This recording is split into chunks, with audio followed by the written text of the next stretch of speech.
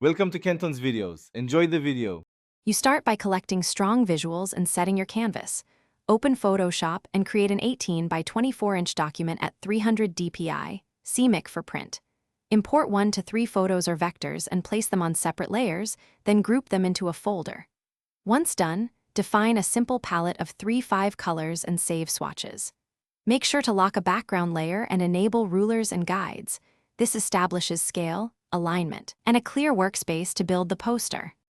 Next, transform your imagery into that vintage poster style by flattening tones and adding texture.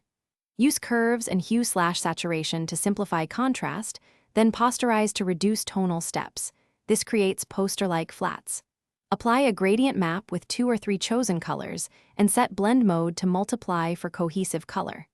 Add a subtle noise layer, 3 to 6%, set to overlay at about 50 to 70% opacity, and use clipping masks so texture affects only artwork, not text or borders. Finish by establishing strong typography and export settings. Pick one display font and one simple sans for body. Adjust tracking and scale to create a clear hierarchy. Place text on its own layers, use layer styles sparingly, and add ornaments like halftone dots or a colored border. For output, export PDF/X1A for print. Save a 72 dpi RGB JPEG for social.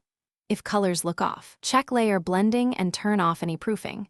Convert to the intended color profile and re-export. This usually fixes. Thanks for watching. Consider subscribing if we helped you.